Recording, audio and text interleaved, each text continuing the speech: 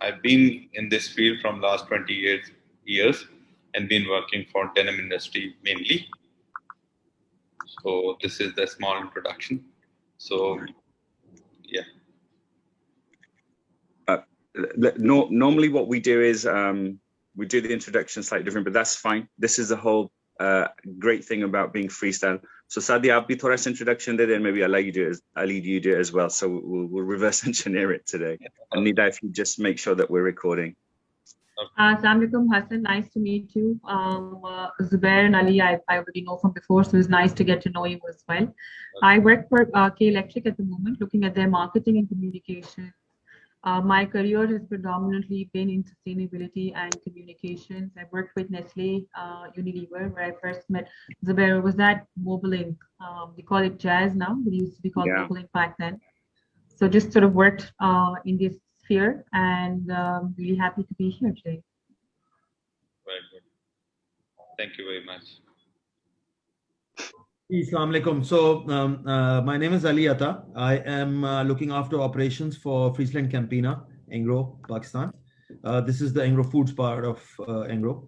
And I'm a manufacturing engineer by trade. Sustainability is a subject which is very close to my heart, specifically because I've had a chance to work as an HSC head for Unilever.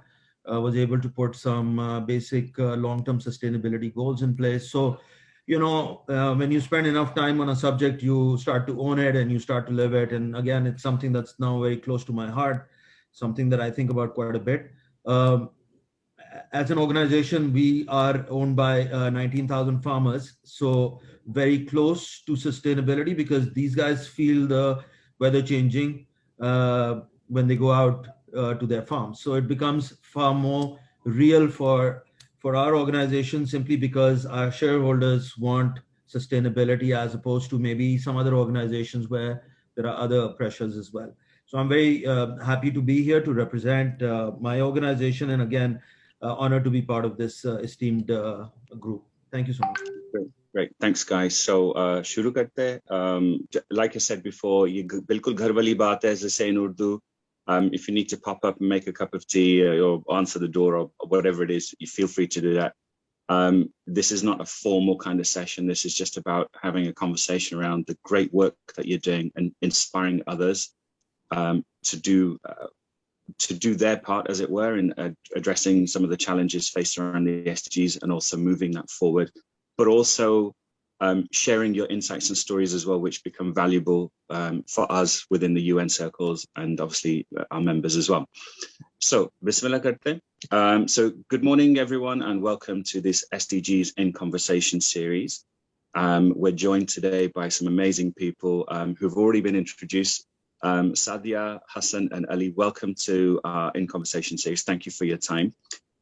It goes without saying that we're excited about what the next decade will bring and all the calls to action that are going to be taking place during 2021. So I wanted to take the opportunity to extend this invitation to some people that we know that are working very hard in moving forward the SDG needle as our panelists today on a very timely topic as well. So this panel session is part of our In Conversation series and is in our response to the UN Secretary General's call to action that he made at last year's General Assembly. Your time and insights, of course, are a valuable addition to those that are still trying to navigate the impact in SDG space, and those also who are trying to better understand what a post-coronavirus meaningful business landscape looks like. The UN's approach at this time is that of uniting business for a better world. And that sinks in also with significant progress underway in achieving the UN's 2030 agenda. It remains as important as ever that all sectors of society, including business and partner agencies, share, collaborate to create real impact at the local and global level. And we at the Global Compact Network in Pakistan are wanting to take advantage of these types of conversations to support others, to build focus on the wider, sometimes overlooked issues, but also how purpose-driven leaders like yourselves are addressing these challenges and what others could learn from your insights. So for those of you listening in online live right now, and wanting to ask questions, we have Nida. Nida's managing our chat box, so you can throw questions and we'll try and incorporate some of that into our conversation. We've already had some questions come in through Twitter and LinkedIn, so we'll be incorporating that into our conversation today. For those who are social media savvy and want to tag and do all that kind of stuff, please do mention all of our panelists and obviously UN Global Compact. Hashtags to remember are Uniting Business and Leave No One Behind. And if you want to connect with Sadia, Ali and Hassan, then you can do on LinkedIn. So if everyone's comfortable, I'd like to get started. So as I said, this panel session is a casual, friendly fireside chat, and we're just talking about Global Goal 7, affordable and clean energy, really trying to get an understanding of how you've been helping to progress that within your organizations and what it means to you. So there's no specific stance or expected outcome from this conversation, although we will cover some of the points that I raised earlier. So maybe if we start with you, Sadia, first, just to get some perspective on what does this particular SDG, SDG 7, mean to you and as an individual, and then as an organization? Obviously, I know the area of work you're involved in, so it kind of goes without saying that that's what you would champion. But what does it mean to the organization in delivering on this particular SDG? So, when Ali Atta was mentioning that, sustainable development goals are very close to his heart, I wanted to say that, this one is actually very close to my bread and butter, my line of business. Goal number 7 really sort of hits the nail on the area that we work in. It's a bit of a conflict of interest because at the end of the day, the SDGs are geared and designed towards making sure that we make this world a better place. By virtue of the business that we're in, we're also creating environmental impact as we go and as we grow. So keeping all of this in mind, if you look at goal number 7, it's about access to energy. The immediate two things that jump out to anyone is, one is of course affordability, and the second is, somehow there's an automatic link with renewables. So I'm going to talk about both of them in a bit, but from an organizational perspective. But from a personal perspective, I think that the way that this world is moving forward and at the rate that we're innovating, and the challenges that have come with globalization. I mean, at this point in time, digital or access to the internet is a basic human right. It is not possible if you do not have access to energy. So it's become like the de facto need for this world to grow. And despite this being such a basic fundamental need today, 1 out of every 4 person in the developing world still does not have access to electricity. We're sitting in the metropolis of Karachi. I just want to sort of give you perspective that, this city is sprawling, and, there are stats which say that this is growing at, maybe 30 to 35,000 people per month. There is a nationwide debate as to how many people will live in the city. Some say some say 15 million, some say 25, we don't know. What we do know is that there are a lot of people who are still not on the grid, even in this city. So we can only imagine what it is like as we go further out into the suburbs. So access to energy, I think, not just for me individually, but for me as an organization as well, is extremely important. The second is affordability. I mean, it's a no-brainer. Everybody wants cheaper electricity. Pakistan is one of the highest in the region. While my organization does not control the prices, we do want to make sure and make every effort to bring down the various components that lead to bringing down this electricity cost, and we're working on those. And when we come to talk about the organization side, I'll share what we're doing to do that. For me, the third and the most important one that is emerging is reliability of power. So there has to be a balance. From an organization's point of view, we need to learn how to balance, given the climate crisis is happening all around us, and there are sort of parts of the world where renewables, because there's a lot of dependence on renewables or shift towards renewables, when extreme weather climate occurrences take place, like the ones that are happening in Canada, for example. Who would have thought there would be a heat wave in Canada? There was a huge severe cold spell in Texas. In both cases, the outcome was that the grid was tilted towards a particular source. So we need to create balance. So from my organization's perspective, reliability is just as important as affordability and access, as well as focus on renewables. This is what it really means to me. Back to you. Okay, so we'll come to access and affordability in a little bit more detail because we've got some questions coming in. Ali, why is this particular goal important to you, and what do you think it means if we can get it right?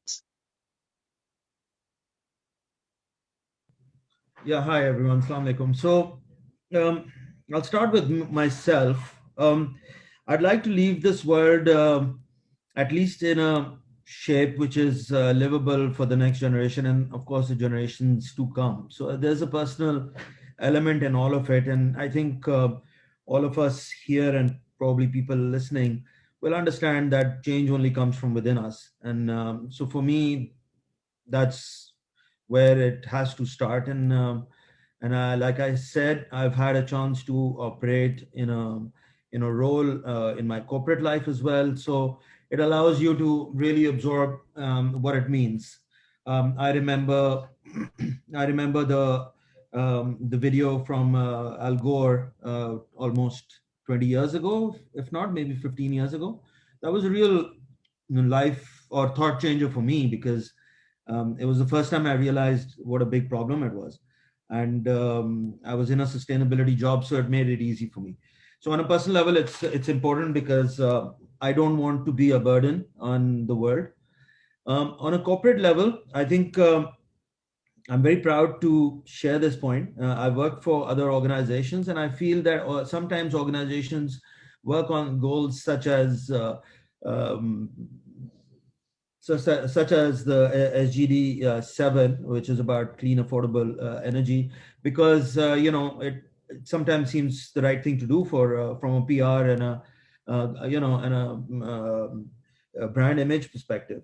But I'm very proud to share that Friesland Campina Engro is owned by farmers. And because we are owned by farmers, our shareholders actually understand the direct impact of what an environmental shift or specifically global warming would do to their livelihood, both as farmers as well as part of being shareholders for the organization. So I feel that the need within the organization is very real. There is a clear mandate in place for us to become sustainable, both in terms of our energy requirements as well as our raw materials and as well as our other supplies to be carbon neutral. There is debate on how and what and where and what should be done first, but I don't think there's any debate on what the end goal is. So that puts me smack in the middle of driving this change, and I think that's something that I feel lucky to be able to do, because I also believe in it personally. Thanks, Ali. Hassan, what's your perspective on this? Okay, Zubair. First of all, I feel very happy to be among the non-textile people as well, because most of the time I've been, in the webinars where all the textile mills are there, and my colleagues are not from other industry. So I'm good and happy to hear the perspectives of both my colleagues and their companies that Pakistan is progressing in this direction, first of all. The awareness came to me. I'm an engineer by profession. I'm also a management person. So the awareness came to me when I was learning my engineering and I was looking into all the sciences and how this world is doing and how beautiful it is created, and then when I came to the profession, where the industries, in a way, the process is very polluted, because we do a lot of fabric, we consume a lot of water, we use a lot of chemicals which are, having pollute the environment. So the challenge was quite amazing, And then when we started traveling to the world, to the first world, I must say, so we realized that how good they are managing their environment, and things are as same as been from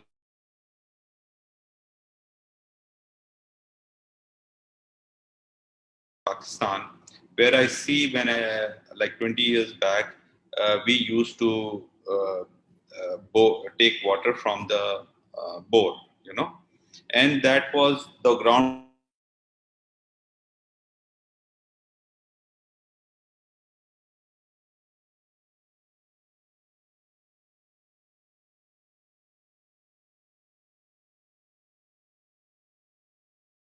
You know?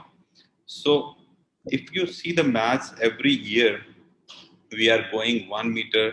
Our groundwater tables are going down uh, 1 meter every year. And then if we look into other prospects of our industry, the water we are throwing in and the things are so at this level, when we start understanding water consumptions and all.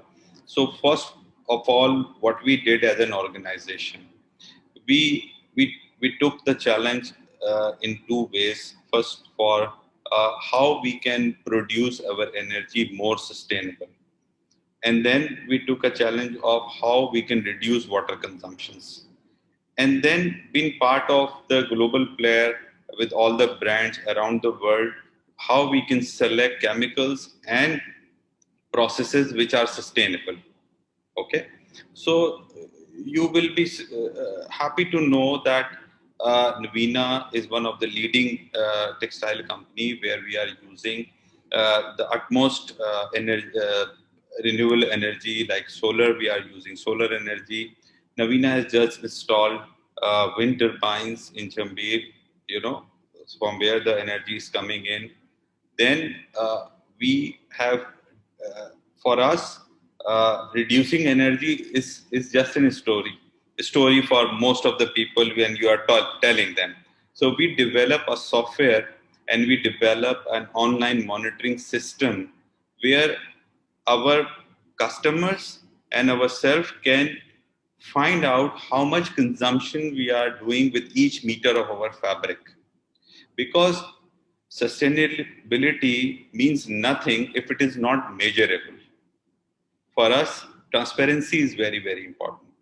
So, whatever is measurable, let's say if I say I use uh, 20 gallons of water for 1 meter of my fabric, and if I say now I am using gallons of water for 1 meter of fabric, how it sound? It doesn't sound anything to you unless it is measurable. You understand?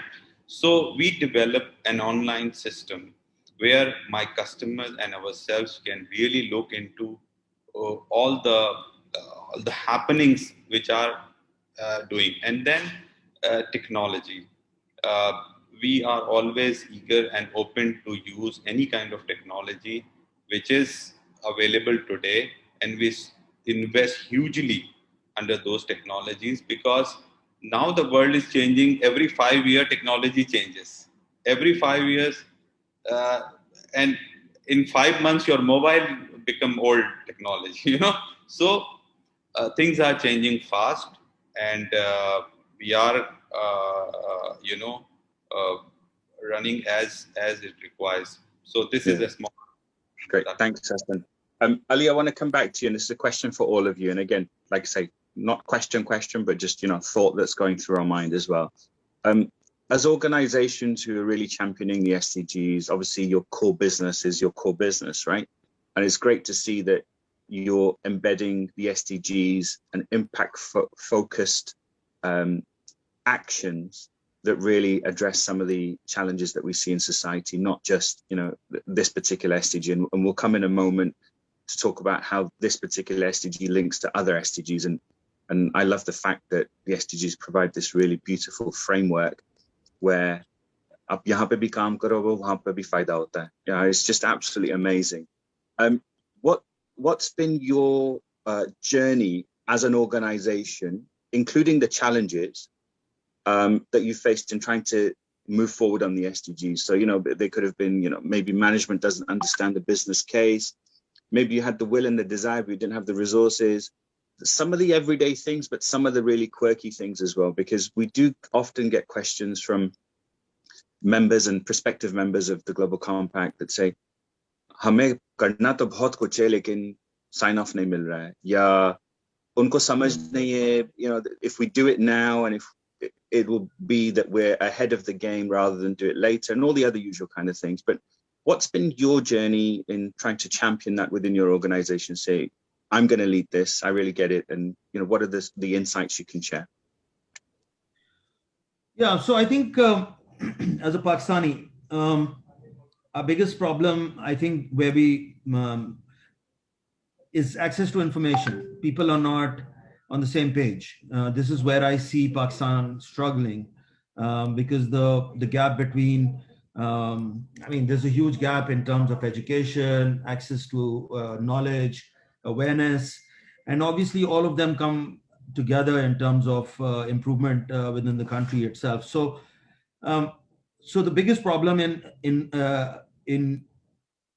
driving SDGs, I would imagine, are cultural biases, which we have difficulty in getting over, because nobody spends time to explain what the end goal is, rather than, and we have a tendency of reacting on the nomenclature most of the time. I'm trying to keep it as politically correct as possible, Dr. Saab. So as you can imagine. So the point here is that, the West already has an understanding of sustainability, and a marketing company like ours can utilize consumer preferences and move to a more sustainable product. And we see that globally for Friesland Campina as well. We are moving to recyclable materials. We're going away from single-use plastics. So, and of course, the sustainability for farmers to be able to. So all of that is in place. But I think for Pakistan, I think that's one of my biggest challenges. The second challenge that I would like to share. Sorry, Dr. Saab, you want to say something? Yeah, I was just on your point, Ali, that you're using different types of products. So now you're going into less harmful materials, for example, single-use plastics, for example. Is that decision then driven by what's happening in Western economies? Or is it actually something innate within Pakistan now? Because we're seeing this when we speak in our UN circles, that I'll paraphrase something that was said in the Leaders Summit, or in the run-up to the Leaders Summit last month, was there's something in your water. So loosely translated Urdu mein, aapke pani mein kuch hai. That we seem to be really accelerating, and I mean this very sincerely, that we're accelerating on progressing for the SDG. Obviously, documentation is a separate story, but aapko kya lag raha hai ki kuch aisa hai hamare aapas ke andar? I mean, you mentioned some of the challenges that we perhaps don't align always, and we still work in silos.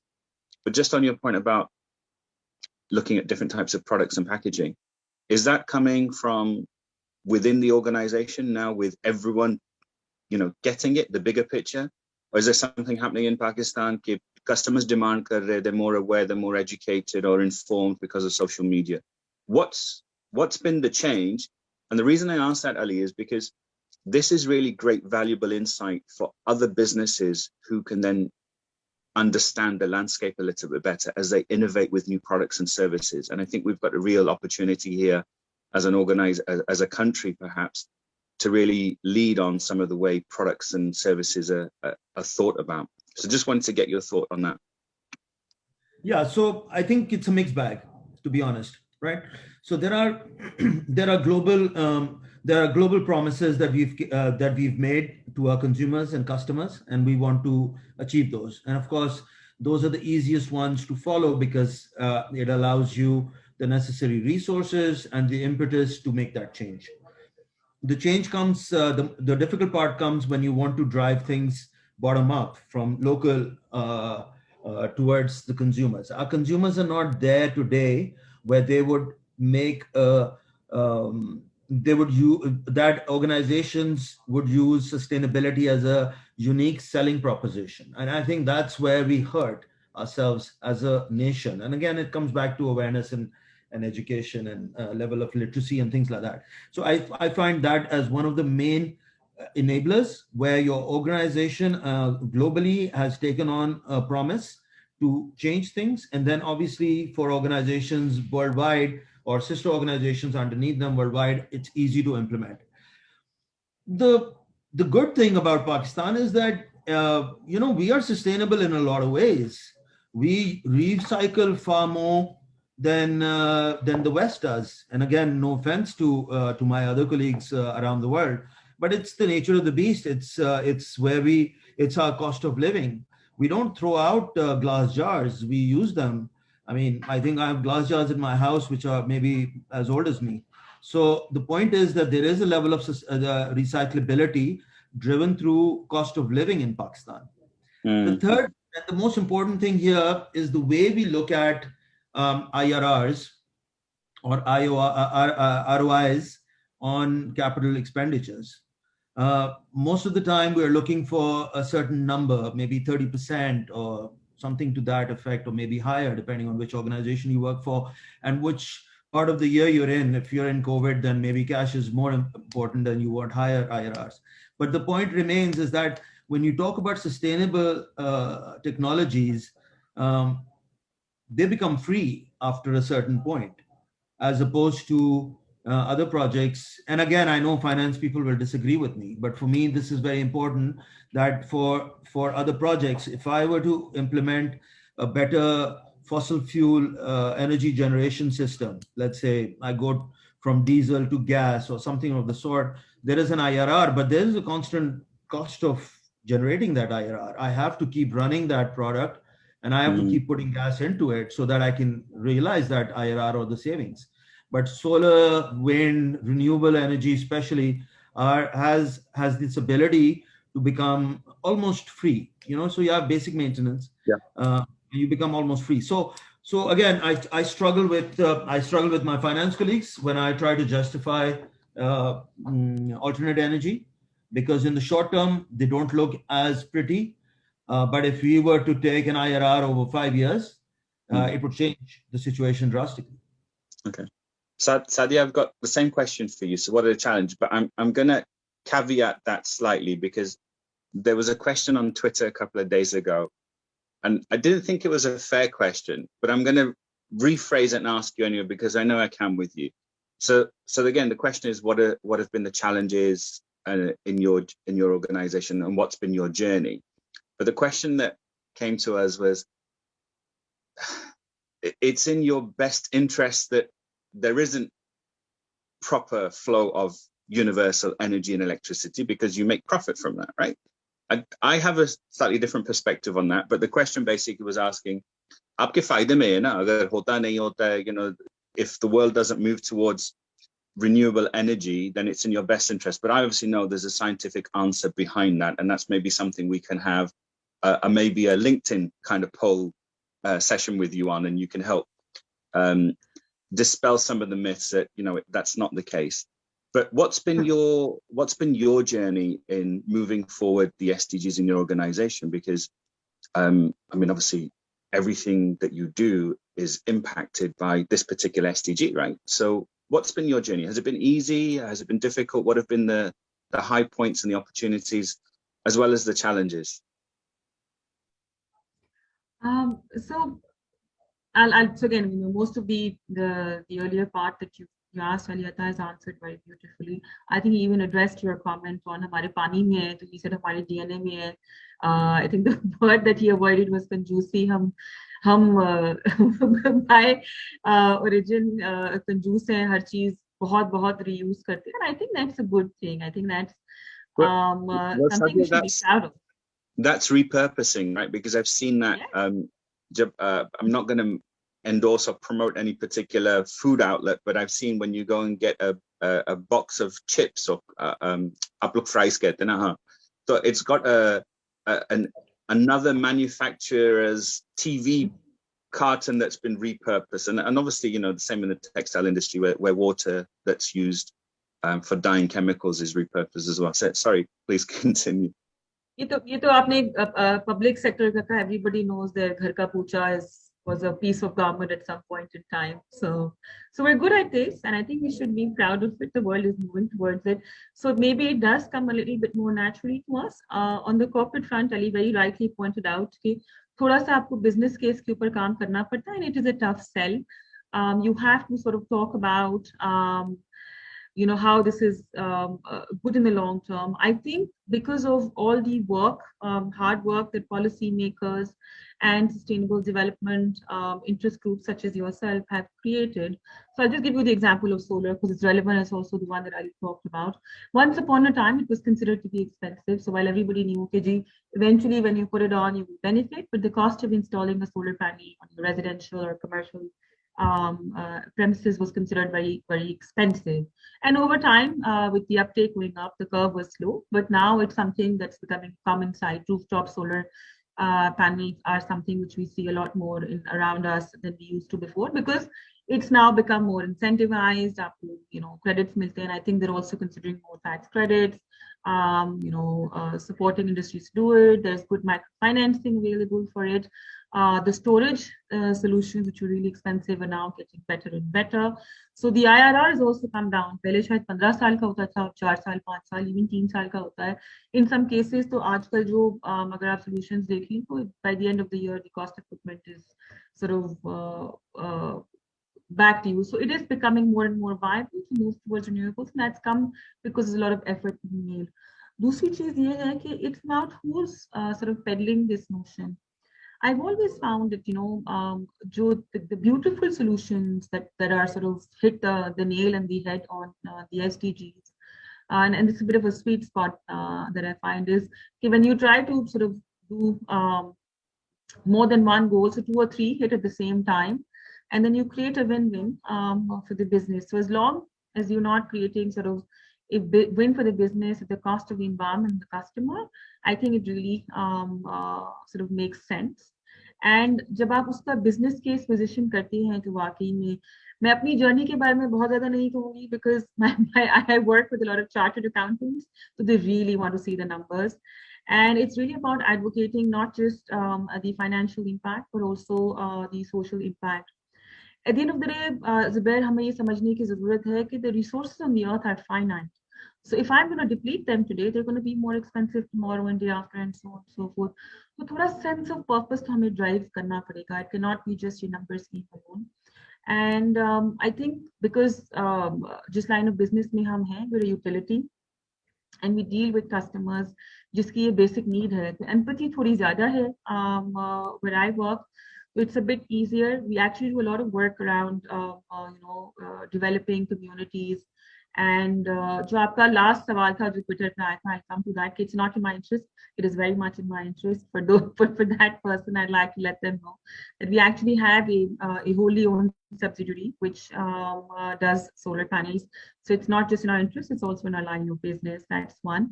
The second thing is कि you know, if we weren't to embrace, हम energy sector में काम करते हैं, अगर हम embrace नहीं करेंगे, the renewable transition is happening, the revolution, it is happening, you know, and if we choose not to be a part of it, we would be extinct, like maybe the Kodaks of the world.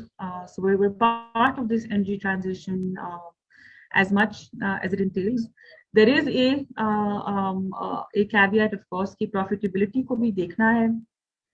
The issue with renewable powers is it's not reliable. The day it's cloudy or when it's really humid and the wind drops, you need to have backup power, which is when I started this conversation, I said as a company, for us it means reliability and striking a balance between you know, renewables and reliable power. Unfortunately, renewables की reliability के ऊपर अभी बहुत काम नहीं हुआ है. So power storage is still very expensive. So energy storage is not possible. It's not far out, but commitment to renewables is definitely there. We're also doing power contracts, right? So K Electric itself has about 150 megawatts coming from renewable powers. It's cheaper for us. I mean, we're producing power, And instead of paying for fuel, I can generate from a cheaper power. So it's actually very much in my interest from a cash flow perspective to generate electricity from renewable sources. So we've got 250 megawatts of solar power, 150 from wind, and we're looking at adding 350 more. So very much, very much in our interest. Hassan, same question to you. What's been your journey? Has it been easy? Mushkil raha convince karne ke logo ke humne kuch karna chahiye? Because I know from your perspective, aapki investment is in addressing this particular goal is very different to Sadia and Ali's, because you've then got to take all of your kind of operating procedures and equipment and everything. It's the whole shebang, right? So aapke liye aasan raha hai? You know, is it just take it done, or was it, you know, challenging? So, fortunately, I must say that our case is quite different than Sadia and Ali's case, because we are dealing with first world like Europe and America mostly, okay?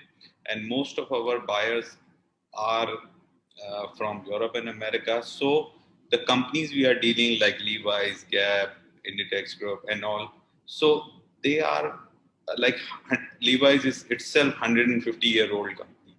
Gap is 80-year-old company, you know. So they have very mature, and they are living in first world. They know what exactly this sustainability means. Number one, and on the retailer side as well, the consumer which is coming into the brand shop, they are far more educated on sustainability. So we are much better than Ali case. Okay, first of all. The second thing is that these organizations, yes, they put us under pressure to start sustainability at 20 years ago.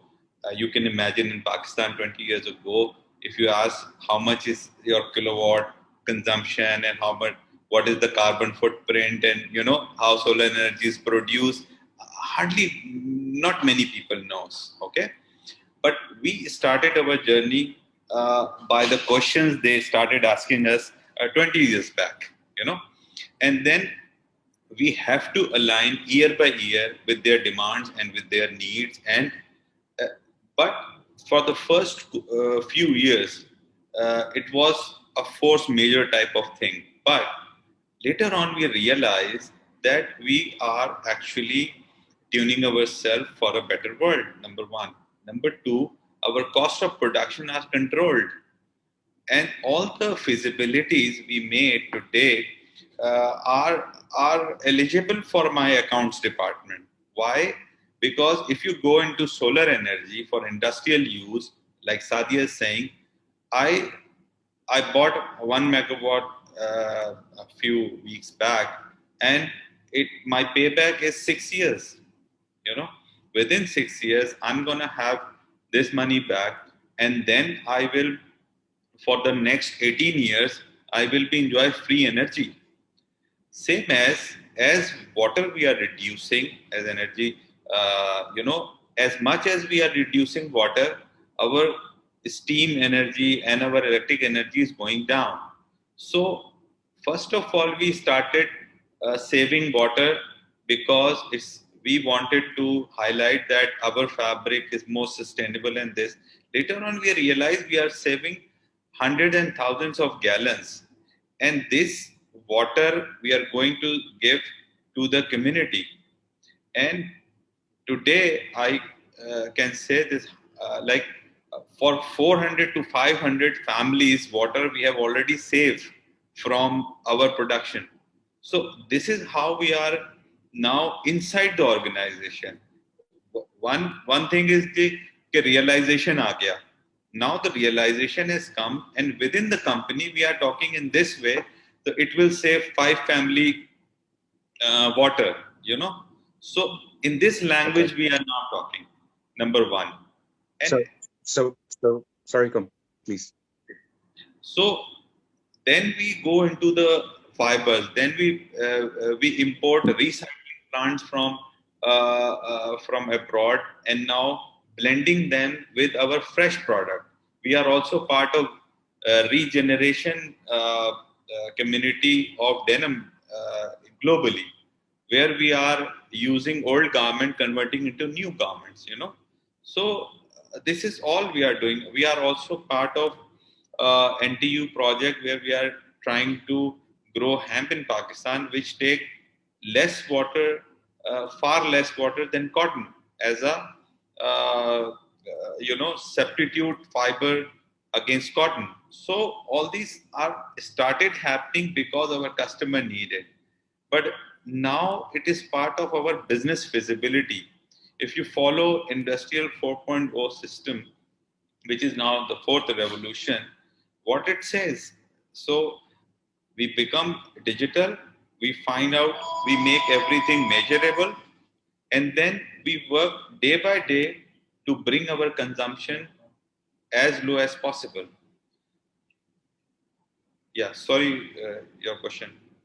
No, I think, excuse me, I was just going to sort of summarize that it seems to be that, excuse me, this notion of demand or demand's the wrong word, because I don't think it's that. I think it's your customers in the West, in the UK and the Europe are actually, like you say, very clued in with what's happening in terms of impact. But the point I want to raise, Hassan, is that I think this is a great opportunity for other people listening in as well, that you've demonstrated that not only have you listened to those people who are your customers, but you've actually reshaped your business and repurposed some of that to really address impact. And in that process, you've learned a lot of great stuff and demonstrated that actually it makes sense to do that. So now you've helped demonstrate that SDGs and the point that Ali raised earlier about return on investment, that is very clearly demonstrated through trade deals now that you've got with your Western counterparts. So again, going back to the framework of the SDGs, that it really is about, if you can understand the impact, and then you can draw a line from there, reverse engineer it, if you like. We've got tons of other questions coming in, so I'm just going to try and reshape some of those, because we only have about 15 minutes left, and there's so much stuff that I want to ask all of you as well. Nida's just put something in the chat box, so if you can have a look, that's a competition we're running. It's just something new that we wanted to start, so it's to try and understand from our perspective the level of understanding that the participants who are listening in now have. So if you can just respond to that. I just want to bring your attention, guys, to some of the other things that that I've understood around this particular goal. And I'm just trying to get my head around it as well, that when we talk about, excuse me, universal access to affordable electricity and creating access as well, one of the thoughts that I have in my mind, or one of the challenges I see, is that we now have devices, and we have multiple devices that we're constantly needing to charge and be plugged in, as it were. So is the advent of newer technology in terms of devices and communication actually hindering our progress in creating access to everyone? Because there's only a certain amount of supply, right? So is that a challenge? Is that our own Achilles heel? Ke hum products and devices to bana rahe itne sare that all have a plug, they're not solar powered, and we're using the little bit of energy that we already have left. So that's one question, and whoever wants to answer that. And then the other one that came through a couple of days on LinkedIn is around, obviously we know energy is central to nearly every major challenge and opportunity that the world faces. So we've talked about climate action, food production, increasing incomes, etc. But one of the things that is often overlooked is access to clean fuels for cooking. And that's one of the SDGs indicators, 7.12. What can we do around creating, as a basic, forget access to electricity so that we can charge our mobile phones and our laptops. How can we ensure that we can get people access to clean fuels or technologies so that they can cook at home? Because there are so many households that don't have that. So those are the two kind of thought process or questions that we're going, and maybe that's another conversation that we have further on. But whichever one of those anyone wants to answer, it's a free floor, so feel free to respond accordingly. Ali, I can add one thing here, which is very important too. The per capita consumption of power in Europe and America is much higher than per capita power of consumed in Pakistan. Okay, and these guys have already reached the highest level of power consumption per capita. But in our case, uh, we we don't have cooling system so much. We don't have heating systems. We don't use a lot of gadgets and electricity consumption in our houses, even because of less automation we are using nowadays and cheap labor. We used to have more manual things going on. Okay, so that in a way is a sustainable way. But if you look at the electricity, how beautiful K Electric is participating for individuals, and the government is giving all the benefits that people are now installing a solar system on their rooftop, and they are allowing reverse metering. So if the power pack storage is very costly, so no problem. People in the daytime they are giving energy to the KE, and they are taking back energy at the night time. You know, so in that way, it is very feasible for KE as well as for consumers. So a lot of my friends are using, and we are using this facility consumption. This is feasible in 4 to 5 years. So this is, I think, Pakistan. People are very smart. Even at small shops, even at some of the carts, you can see solar panel, small solar panel, and the fan is running. So we are progressing quite in a very, I think, in a very handsome pace. The people are converting themselves, and Pakistan. I must appreciate that our nation is very good at adopting new things. You know, this comes to the channel when the new smart mobile phones have come, and whether the guys are literate or they are illiterate, they know how to use this mobile. So adoption is not an issue for Pakistani people unless Great. there is benefit attached to it. Thanks, Hassan. That's some helpful insights. For those of you listening in, please keep sending in your questions, and we'll try and adjust and adopt them as much as we can. I know that some coming on LinkedIn now as well. And obviously those listening in to the Zoom chat right now, any questions you've got for Sadia, Hassan or Ali, please share them and we'll try and ask. There was one comment that was raised at an SDG, it's the UN Economic and Social Council meeting. It's a 3-day ministerial meeting where heads of states meet and discuss particular SDGs, and in this case it was SDG 7. And one of the issues that was raised is that climate change in general, but particularly SDG 7, needs to galvanize and really address one key part that many of us forget, that how women are disproportionately affected by indoor air pollution caused by the use of fuels such as coal and wood. So villages ke andar, even in some towns as well, in tehsils, you know, ghar ke andar chulhe jo pakre, you know, they're still using wood and all that kind of stuff, and maybe there's not the right ventilation. Sadia, what's your take on that? Is that something, obviously I know that's important for you guys at KE and also you personally as well. What do you think that we can do collectively? What can we do? You know, what can Ali, Hassan, myself, people listening in, what can we do to help address that issue of indoor pollution and the fact that women are being disproportionately affected? What do you think is the call to action for us to do collectively? So, Zubair, you know, you and I have worked very closely on this in my previous life. Actually, we were, you know, we explored the innovative stoves, the models from Kenya, if I'm not wrong. And you're absolutely right. The problem is not just limited to the rural areas. This happens in the urban spaces as well. So there are three things. I mean, of course, the cornerstone of behavior change is first of all awareness. So they need to know that this is a hazard.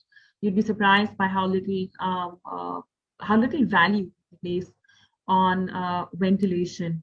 So if you don't have proper ventilation, just cook in an open space. There's nothing stopping you. Most apartments in the city have like teeny tiny balconies. So having an open space, ventilation is of course important. At this point in time, our country is in a power shortfall. So, maybe electric cooking ovens and stuff are a bit far out. Plus, electricity is much more expensive than gas. Gas is, I think, many exponentially cheaper. So that's also the other part. And then it is about shifting how we cook. And managing the everything that comes with it. So I think awareness, options. I think this is one area that needs a lot more innovation than it currently has, and it has to be different. So जहाँ पे हसन बात कर रहे थे कि adoption is not a problem. I think we're very open to certain areas, and then when it requires a significant change, it's we're the opposite direction. So cooking on an electric stove also requires a lot of adjusting. I mean, all of us know that air fryer जो है वो बहुत better cooking करता है, but how many of us actually really own one? So there is a fundamental problem with making a paradigm shift. I don't know what the answer to that is, to be very honest. And we've tried very hard to look for one in my previous life, and there has to be innovation in this area. I think we need to reform cooking in some way or manner. I'd love that in any case. But and then there are other things like this. So innovation is key for this area for sure. Well, I think most women know that putting themselves at risk. Well, you've also got to remember two things, that the SDG 7 is also about technology, and whilst we don't know in our mind right now traditional stove or barbecue lavam kis tarah paka sakte, there may be other ways of the future. And 20 years ago an air fryer was something very kind of high tech. So I think absolutely, and I think this is Nida, if you can just make a point of noting this, I think maybe then this is a discussion that we have online again, where we let people come up with solutions of how we can cook in different ways that are not just healthy, but are helping to address this issue of pollutants. There's something that that the UN started last year through a schools program, and I'm just sharing this with you just as insight. And it was a step program from year 3. I think it's year 3, so that would be maybe 5 or 6 years old, I think, all the way up to 16, and they were taught about things around energy and sort of managing the whole process. Where does energy come from? How does it work? All that kind of stuff, but also renewable energy, and looking at ecological aspects of it as well, and then footprint. So the idea is that you talked about adopting new ways of working in Pakistan is very natural to us. But this is a program, and I found it very interesting to just see. So maybe that's something that if there are people listening in who are in government, maybe this is something you can look at. We're happy to put you in touch. And maybe this is something that can be inculcated within our own kind of societies and systems, where bachche bhi seekh rahe, hum bhi unse seekh rahe, and all that kind of stuff. Just a couple of other things that I want to touch upon before we kind of wrap up. We know that energy, like I said, is central to every kind of aspect of our lives. And bahut mushkil se we can go the day without using energy of some description, whether that's renewable, solar, or straight in the plug. But some of the challenges that are being faced are not just related to energy access directly. There are things like poverty, gender inequality. Obviously, we talked about climate and food security, but health education, jobs, and transport. Is there is there a way that we can be better at our own utilization of the existing energy that we have so that we can help move those things forward as well? And this is a question that came through last week in sort of preparation for this, is that what could we do in our everyday lives? So maybe it's a top tip or an advice or something. What can we do in our everyday lives that can not just be about reducing the consumption of electricity, but being better at managing our efficiency around energy? And then that will clearly have a knock-on effect on maybe poverty, gender inequality, health security, etc. Do you have any thoughts around that? It's a slightly strange one to throw in towards the end of the conversation.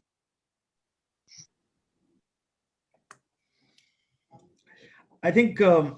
Zubair, I think that's the main question, right? Because eventually change will not come because I made a speech somewhere, I wrote an email. I think it'll come because I've made a change in the way I work. And I think if you're looking at all the SDGs together, our personal use of water comes to mind. I think energy is something that we all work on because we eventually have to pay a bill. But water, we sometimes take for granted.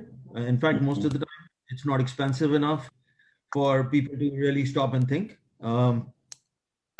If there was one thing that we should do is maybe start turning the tap off when you brush your teeth. I think that in itself will make a huge difference to the amount of water that's wasted. I think the way we bathe, the way we wash our clothes, cleanliness, that's another area.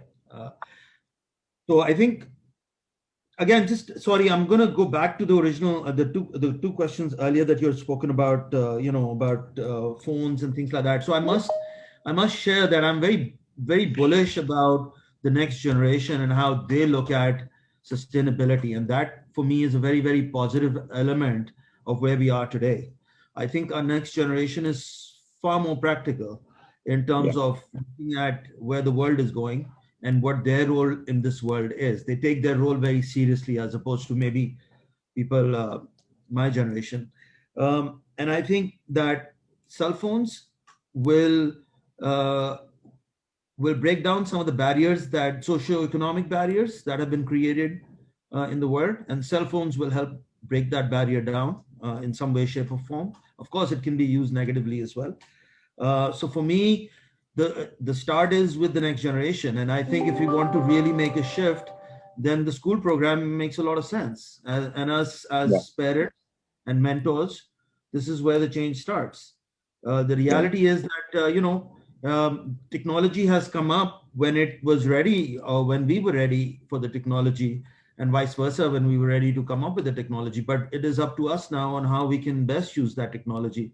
And eventually it has to come down to the level of ownership that we show as individuals. I hope that answers part of it. Yeah, absolutely. And I think, you raised a valid point that, there is a bit of a disconnect between our generation and the next generation. I think we underestimate how purpose-driven and impact-focused they are. I know my own daughter, who's 17 now, looks at the packet of everything that she buys, not because she's checking the ingredients, but she's worried about the content of those ingredients, but where also they've come from as well. So, is it sustainably sourced sugar or whatever that may be? So I think you're absolutely right, Ali, and I think there's a lot more that we need to do to understand that generation. And I'm pretty sure that they will be the conduits of solving many of the issues that we see around the world and addressing the SDGs. But I think the challenge is for us that we're the people in positions of authority right now, right? Hamare jo job functions here, we're the voice of. We need to somehow make them inclusive as well. And I know it's difficult in the traditional work sense where, you can't have a 17-year-old necessarily sit with you, Ali, and do your function because they don't necessarily have the training or the expertise or the life experience. So we need to find that balance. And I think you're absolutely right. Technology helps bridge that gap to some extent.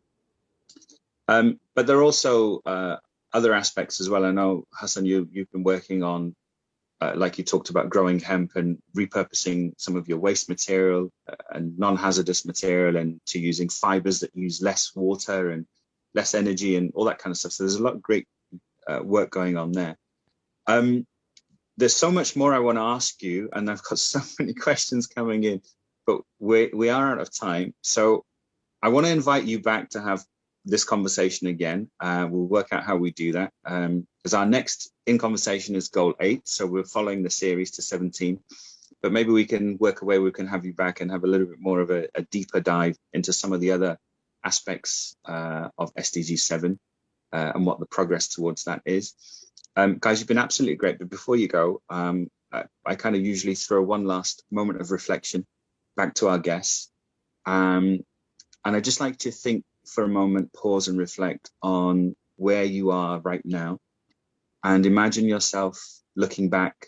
Imagine yourself on the 1st of January 2030 with a cup of tea or chai or whatever it is that you're drinking. And Ali, in your case, it might be that red bottle that you have, full of lactose. What does the last 10 years or this decade look like for you? So what's, so again, like I say, imagine just woken up on the 1st of January 2030 and you think, oh, wow, what is it that you would like to see as your 2030? I don't know, Ali, maybe Hassan, let's go with you first. What does your 2030 look like? Yeah, okay. Hassan. This is a question which is very close to my heart, because now maybe I work 10 years more maybe from today, and when I reaching my limits of work, age limit, I really see myself doing some contribution to the industry in a way, or some awareness and some system to be developed which could be followed by the generations. Really, it is our goal, and that is why I'm building today a system where we can trace each and every gallon and liter of water. Believe me, it was not there before. And my goal is next year that I'm going to do energy sheets to my customers, that we make that much million meters of fabric and this much energy we have consumed. That brings a lot of difference, when they get this, number one. On the domestic side, automation, like it's in our religion, in everybody's religion, to save energy. And then I understand, and I think that the sun is the biggest source. As much as we include sun in our life, solar energy, any form of sun energy to incorporate in our life will help us to really live a better world for our coming generations. So these are the two things I would like to see. Excellent. Ali, what's your 2030 looking like? So, Dr. Baer, you've asked me a question which I could go on forever, so I'm going to try to keep it as short as possible. So, number one, we will benefit as Pakistan. We will benefit because we will do a technology leapfrog. We will not go through all the different technologies. We will go to the best one because we will probably be one of the late adopters for various things, similar to how mobile phones technology enhanced, and Pakistan just went from basic stuff to the technology that we use now. I think that human fitness, or this drive where people want to be fitter, will impact our energy utilization, or healthiness will impact the way we use energy. I think excessive use of air conditioners, heating, and things will go away because through other logics that will come into our lives. I don't know all the answers, but I think that it will make a difference. I foresee and I hope that there will be a solid waste management structure in Pakistan, which will help us reuse or repurpose, in your words, some of the waste that we take out, so that we are not utilizing fossil as much as we currently do. I think that the next generation will change our consumption patterns, and it will have an impact on our reforestation, if I may, and it will have an impact on the way we use plastics. So I'll just leave it at that. I think there's a lot more that one can imagine or one can wish for. I think a lot of it might be just wishful thinking on my part, but I do think some of these things will come through. And it's helpful to get, what you see as your vision, all of you, because we ask this question to everyone that we meet, whether it's through these SDG conversations or when we're engaging with the private sector. And how maybe this is where the vision is, and everyone's pretty much aligned. And then we just try and use the SDGs as that framework. Sadia, what does your 2030 look like? So I'd like to be sipping my cup of tea on this planet and not on a spaceship, because we really sort of failed to do what we're supposed to do. But for me, 2030, I think if we can achieve some kind of inequality, if we're able to address poverty, which is, I think, the cornerstone of the SDGs exercise. It's about creating equality. And even if we can do half of what we've set out to do in the UN SDGs, I would have a smile on my face. I think a lot of what we do today will define and determine how we will feel in 2030. Like I said, climate change is happening.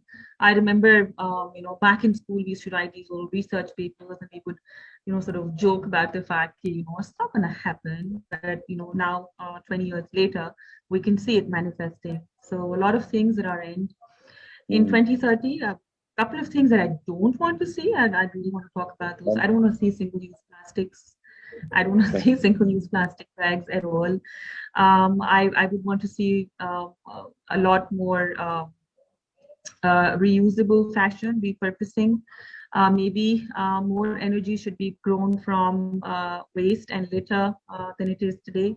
Ali's already spoken about solid waste management. I'd like to see more biodiversity, focus on marine life. I think we're really sort of not just crowding the earth, but also crowding our oceans. I'd like to see a smoke-free planet in 2030. So a lot of wishes, a lot of desires, and even half of them, if they come true, I wouldn't mind. So that's really what I want to look back at. Better access to energy, and hopefully we'll have 5G by then in Pakistan at least. So that's the last one. Is No, absolutely great. Thank you so much for sharing your insights today. For those people, again, listening in live, if you've got any chat comments, you can still post them. Hira and Nida are both there, and they've been doing a wonderful job of managing everyone's messages and relaying them to me as well, so I can incorporate them into the question. So we did go off on a little bit of a tangent at some points, but yeah, so they're there, and thanks to those guys, we were able to sort of manage that. If anyone listening out there is interested in being on the next series of In Conversations, 8 through to 17, again, just contact Hira and Nida. If you'd like to share your insights on what your organization or company is doing on the SDGs, and we can relay that through LinkedIn, again, share that with us. Once again, Hira and Nida are your point of contacts. And if there is anyone listening in now or later, or even within your network of responsible suppliers who wishes to become a member of the UN Global Compact and start its progress on the SDGs, then again, please reach out to us. Nazat is responsible for managing that, but you can reach out to her or Nida, and we'll be in touch with you to move that forward. Guys, again, I think it's been absolutely enlightening, inspirational. You've been a catalyst to others, so thank you for your time. We'll try and get you back again. And like I said to you guys earlier, there's so much that we need to do in progressing this particular goal of the SDGs, because it intrinsically links to many of the others as well. So we'll have to think of something a bit more than just having a Zoom conversation, or maybe a forum on energy and taking that forward as well. So that's it for today. We're back again next month. with SDG 8. You can look out for all the details on social media. If you have any questions about what to expect from that conversation, or you'd like to ask a question, then again, please send that through to us through LinkedIn. And anyone that wishes to sort of input or provide insight of what their organization doing, again, once again, reach out to us and share that as well. Guys, thanks very much. And we'll be in touch soon. If you've got any other insights that you want to share, then feel free to share that with us and we'll retweet, tag, mention, and whatever else that we do on social media these days. Sadia, Ali, and Hassan, thank you so much for being our panelists today on this In Conversation. And we look forward to progressing the SDGs via Pakistan with you and many other people, inshallah, in the near future. Thank you. Jazakallah. Thank you very much. Thank you. Thank you, Dr. Zubair. It was a pleasure being here. And thank you, Sadia and Hassan. It was a pleasure being on this panel with you. And it was good to have you guys on board. So like I say, anything that you need from our team, any insights you want to share, will help circulate that. Jab hum baat nahi karte, that's what the issue is. So we need to continue the conversation and get more people involved, and maybe have wider forums as well. I know that's limited with the pandemic, but we'll work our way through that as well. So yeah, if you've got any questions, just drop me a line. You have my WhatsApp, and then we'll be in touch accordingly. Take care. Thank you. All right. Thank you. Take care. Bye-bye.